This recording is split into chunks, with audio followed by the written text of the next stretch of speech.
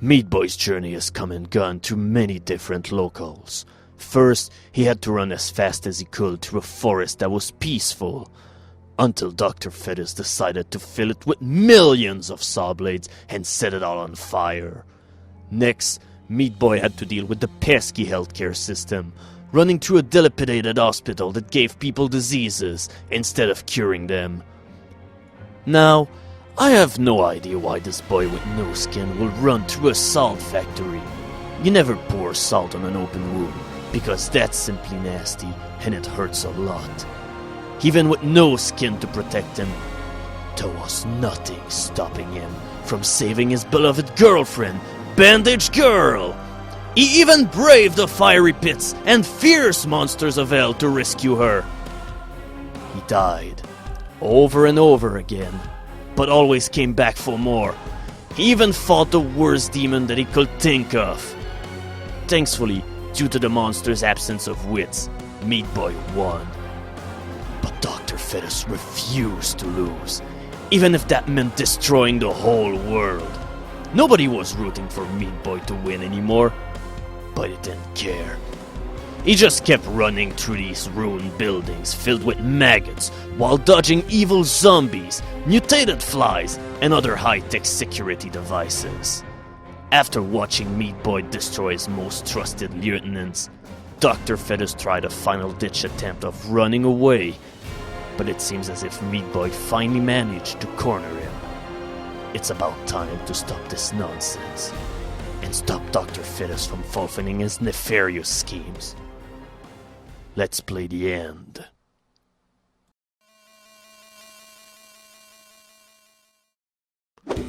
It might have been a long and imperious journey, but the end is upon us.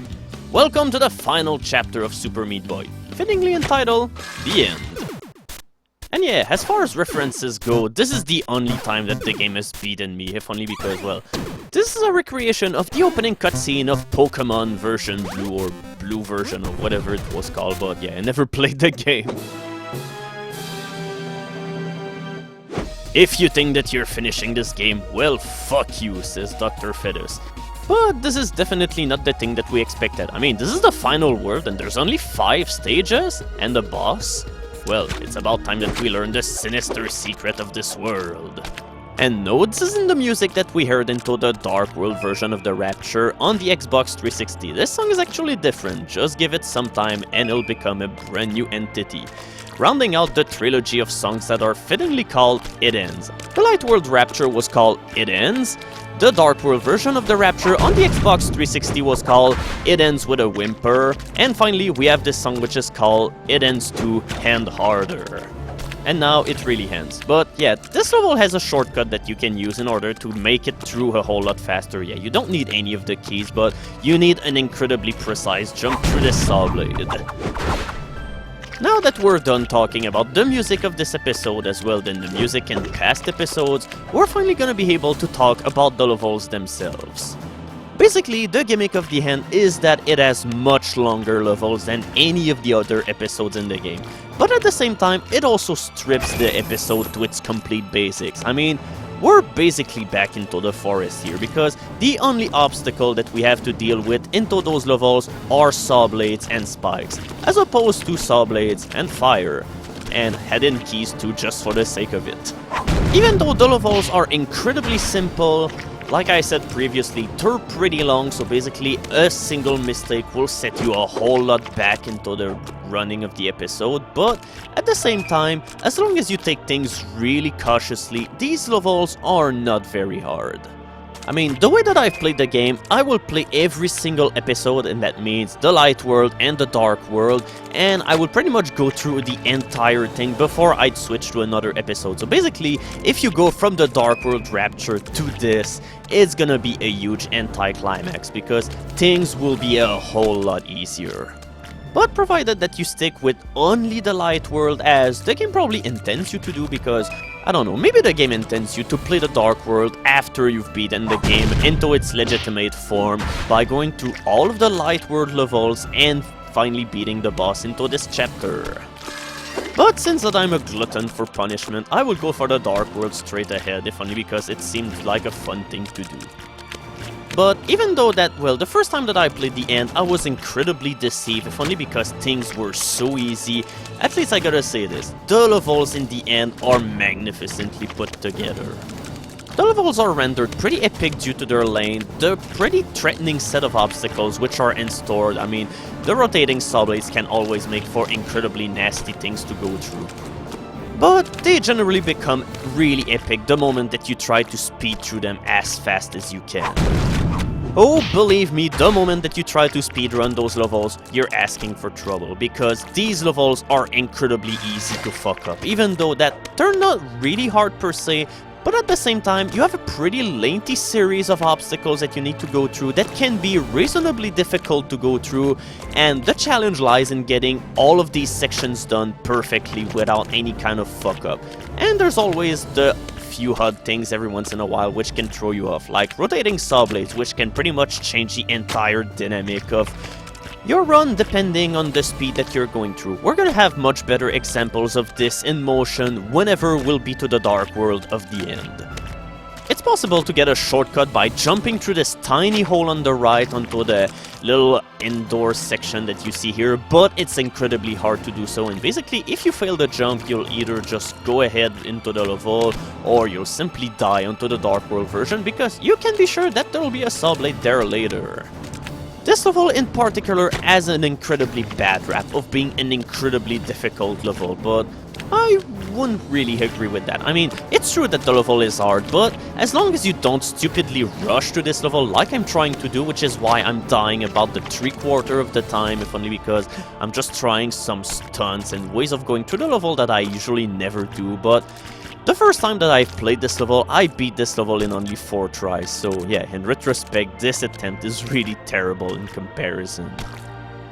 But this level is generally considered to be pretty hard because of the upcoming section, where you have to get on the finishing part. Yeah, this one. Usually people will try to do some wall jump around the saw blade, which is really hard to do, but yeah, you do not need to do any kind of wall jump whenever you can simply jump straight for the platform. A whole lot of people ignore that you can simply do this in order to bypass the obstacle.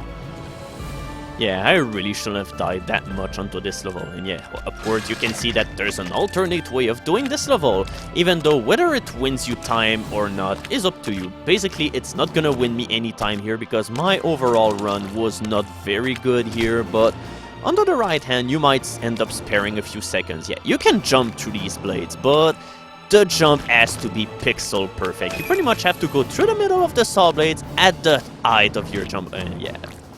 When I said that this was not a very good run, but at least you managed to see me do the wall jump up the air in order to avoid the saw blade.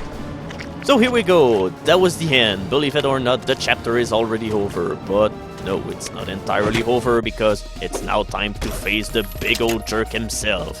And unlike the other episodes, you need to finish all levels before you're able to tackle on the boss. So here we go, Dr. Fetus, show me what you've got.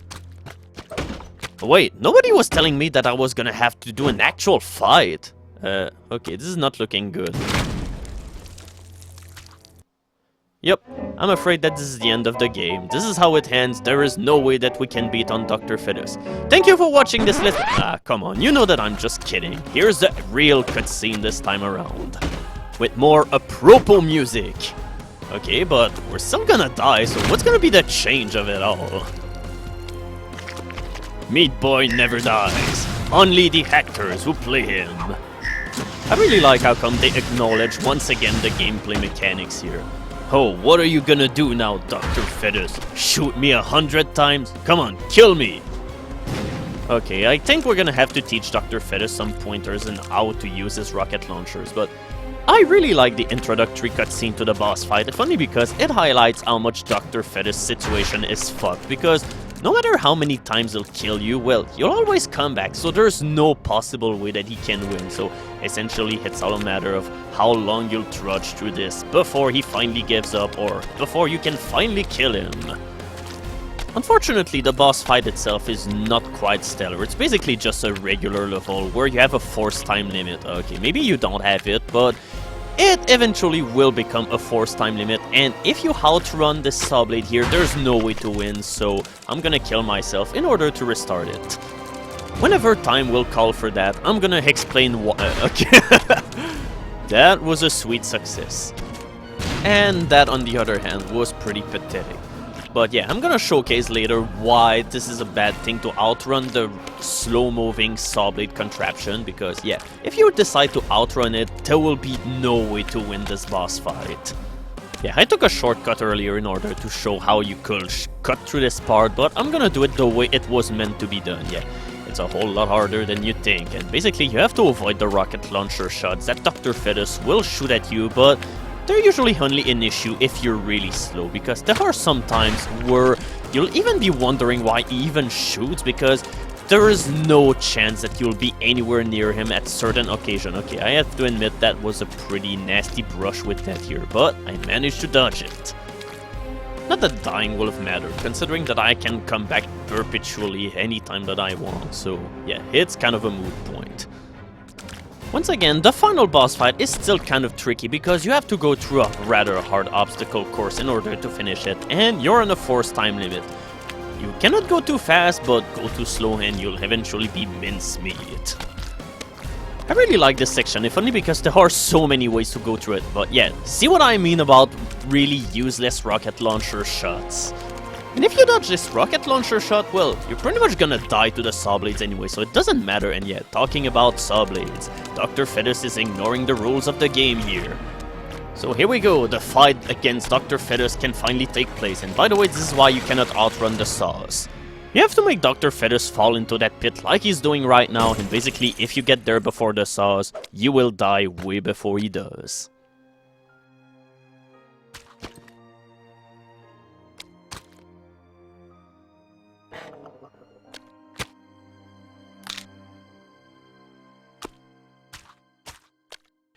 You're my hero! You killed a stillborn baby!